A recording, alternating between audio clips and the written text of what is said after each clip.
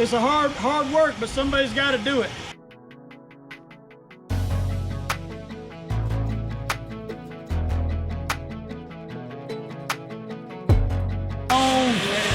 Good morning, guys. We got a little project going on here. Well, tuned in to join us. Y'all like and subscribe. We started here with a YouTube channel, trying to share the love of Jesus, trying to take you on the journey that I got going on in my life of construction, a lot of mechanic work. Anyway, today we're working on a lowboy tilt trailer, 26 foot, and supposed to be a 30,000 pound unit. And it's a trailer that came from Maine, so rusted out real bad, and we're tearing it apart and cleaning up the different things that were rusted, and got the same parts of the trailer at a welding shop getting fixed. And we're here today doing the mechanic work on the axle parts and taking it all apart, and I'm going to show you a few of the pieces. And anyway, maybe this will be helpful to some of you. We're going to be heating up these parts. Let me show you what I got going on this side. Brother Brian's down there working on getting all the scale and rust off of the axles. He's got him a needle scaler down there, and he's staying pretty steady on that. That's something he don't like to do for too long at one time, which I probably wouldn't either. Makes your arm itch. But right over here, we drove out these U-bolts last night, me and my dad, in this one bracket. We got 4 or 3 more brackets left to go. This is how bad they were. It was rusted out really terrible. Anyway, I got this one viced up. We're gonna take the long, big 1-inch diameter bolt out and then drive them pins out of that one. And we got one there and one there we're doing the same thing with. And so as you can see, it was rusted out real bad. I love to buy broke stuff and fix it. So that's one of the things I do. So let me go down here and show you what Mr. Brian's got going on. We had a lot of rust on this, and Mr. Brian's down here with this needle scaler and cleaning her up. What you think about it, Mr. Brian? It's a lot of work. It's a lot of work. It is. It's tedious work. Yep. Somebody got to do it. That's right. That's right. And so I was hoping that we didn't take too much steel out of these axles. I think they're going to be fine, but we're going to get all the scale out of them. That's kind of like the cancer we want to remove out of it, and we're going to get them painted real nice and pretty. It's looking pretty good, though. Be like it never even happened. And so we got our brake drums and our hubs and all disassembled, and Mr. Brian's already scaled them. We may scale a little more off of them before we're done, but we're gonna get it all painted black and pretty.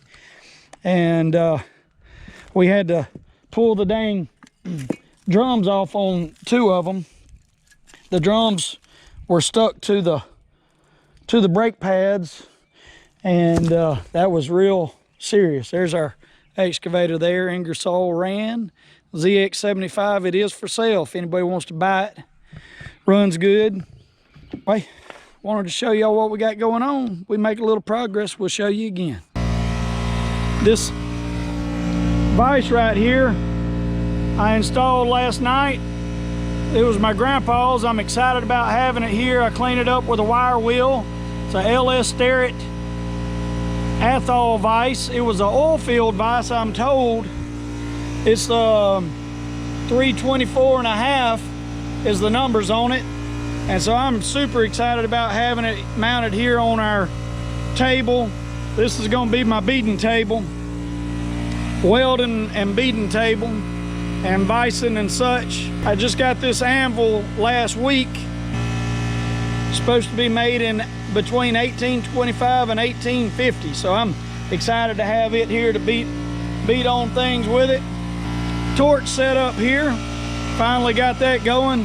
We're gonna be heating and beating and turning wrenches and things like that, getting this thing ready for reassembly, hopefully soon.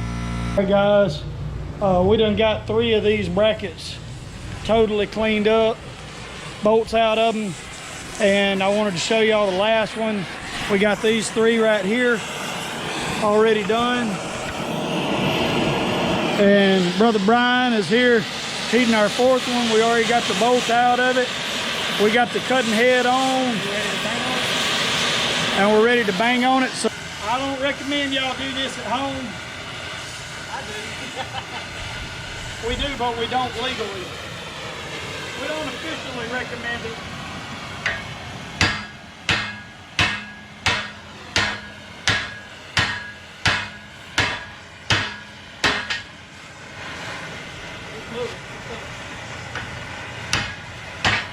Heck yeah, dog! Look at that. Bam, needed some heat. These U-bolts were rusted so bad they broke. I don't know if I'm getting everything here. Yeah, the U-bolts were rusted so bad they broke on some of them, and then the ones they didn't break on, we had to cut off. And so we're now beating them out of those brackets. The brackets are over $200 a piece. And so I had to invest in a lot of equipment to reclaim those brackets. But here today it looks like we're getting the win. The brackets aren't going to be perfect, but they're going to be usable and they're going to be fine, guaranteed. So, and if not, then I'll replace them. I'm not going to regret having to buy all this equipment because I needed it anyway. Torch, vise, anvil, cable, and we're ready for the next bolt.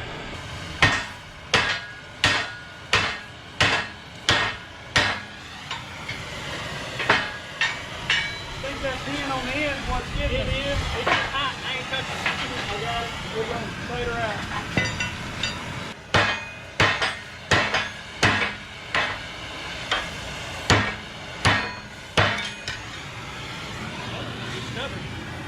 Well, it ain't much of a shaft to grab a hold of to beat on, you know. It did move. You got to get that punch in there. Y'all can see this, number 2. Brian going crazy over here. He loves the heat. He said if you can't stand the heat, get out the kitchen. We love winning. Now this is going to be the worst one. Look, it's got a whole rest of these.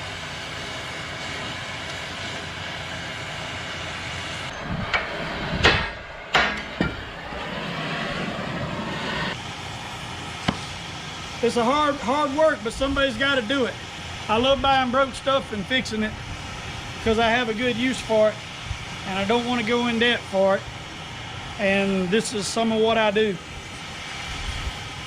Hard work, sweat equity. Got to put that sweat equity in it.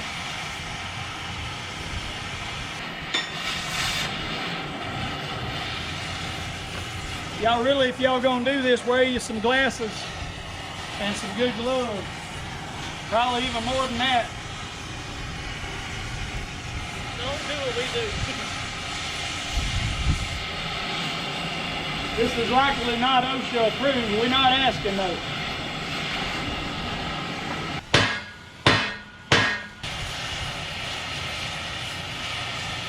Do your work heartily as unto the Lord, right?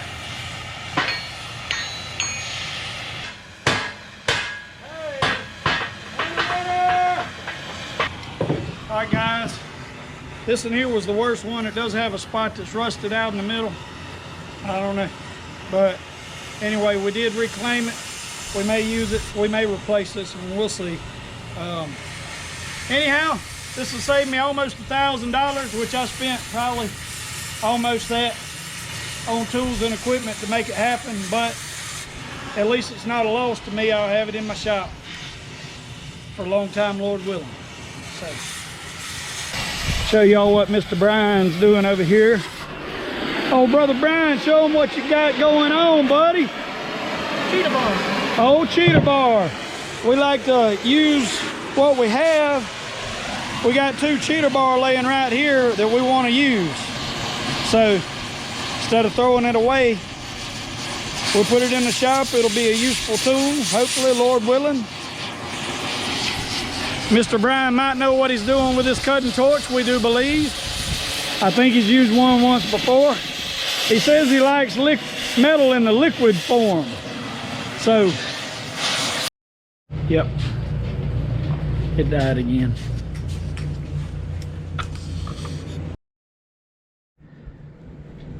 All right, guys, we have Gotten our 4 brackets cleared off today and got my table cleaned up here pretty much. Got it oiled down so it don't rust on me.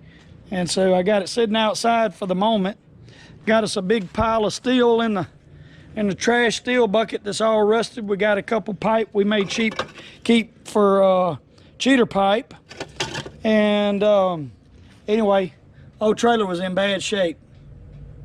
A lot of parts rusted totally through.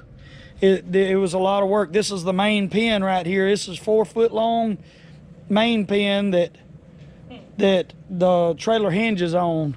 Heavy duty son of a gun. Me and Mr. Brian been at it today. Come on, Mr. Brian, let's take a look at this this stuff down here. We got some of it painted. We got Mr. Brian got the axle scaling done, and so that's good. We got a little bit of priming done. We're using that, what is it, Rust-Oleum rust reformer. I think it's like an OSFO plus primer type deal. Got a little gloss black on that upper axle. Oh yeah?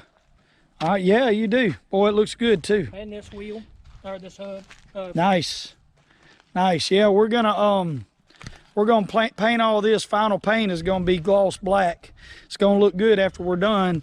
You know, the steel here is real irregular where it was rusty at, but we, Mr. Brian and I used that needle scaler. That was a Harbor Freight needle scaler, and boy, it did a good job. And it'll work you though, won't it, Mr. Brian? These right here have been OSFO'd, and the OSFO leaves a little white film.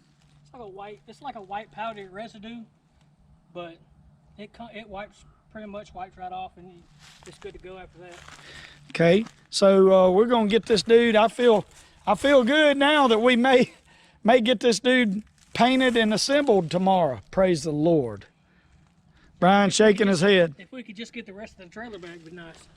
Well, you know, I'm not going to put pressure on him to get that trailer back till we get all this done and reassembled. Well, when you rush stuff.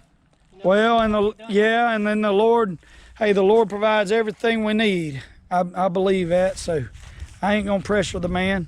This over here is all got to be cleaned up. It's still looking pretty rough over here, but I'm optimistic, pathologically. Yeah. It's a lot of work, but it's also very satisfying in the end. Right. Sure is. Well, I wanted to tell y'all a little something me and Mr. Brian was talking about. We're going to sit over here in the rocking chairs in front of the fan. Hopefully it don't mess up our audio. Let's see if that's pointing right. Yeah. I can. All right. Yeah, me and Mr. Brian was talking earlier about prayer, and I figured we'd throw this in there. You know, when I teach people to pray, I tell them, man, you know, the Lord already knows what you need when you pray, you know, before you even pray for what you need. And so, you know, don't ramble on in prayer. Listen. You know, ask the Lord something, say to the Lord a few things, and then listen and see what He has to say. The Bible says, my sheep hear my voice, and I call them by name. And they follow me because they know my voice. And they don't follow a stranger because they don't know a stranger's voice. That's John 10, the parable of the Good Shepherd. And you have a good shepherd in heaven, and He loves you so much, and He wants to speak to you and guide you and lead you. Learn His voice. He'll speak to you in a way that you can learn it. My sheep hear my voice. I call them by name. They follow me because they know my voice. He'll speak to you in a way that you can know His voice. And so pray for discernment. Pray that the Lord shows you which voice is His and which voice isn't. I teach people that His voice is full of the fruit of the Spirit. Galatians 5:22. His voice sounds, it produces in you the fruit of the Spirit when you hear it. Don't ignore it. Yeah, don't ignore it. Thank you. Yeah, don't ignore it. And anyway, I wanted to encourage y'all with that. John chapter 10, verses 3 through 5, and Galatians 5:22, the fruit of the Spirit. Man, y'all pray and seek the Lord. He'll provide for you everything you need. You may have to put some sweat into it. You may have to work hard for it, but in the end, you'll see the Lord will provide. Have faith and believe and pray and listen. Listen and be led. You know, the next step after listening is obeying. So, and that's another subject for another day. But I hope y'all, yeah, and we'll try to make some more videos of the assembly of this, you know, the continual progress of this trailer and its assembly and the use of it. I showed y'all the excavator earlier, and so hopefully we'll have the excavator on there going and doing some work, making some money. Because this stuff right here don't make us money, but, you know. Have the parts in for it in a few days, huh? The parts for the excavator? Yeah. Yeah, so we're waiting on the switch for it. We might show y'all that as well. So we're excited about this this channel kicking off. Y'all make sure to like and subscribe. And hit that thumbs up. Yeah, there you go. And remember, sitting on your butt won't get your projects done. That's right. Thank you, Mr. Brian, Brother Brian. And we'll see y'all next time.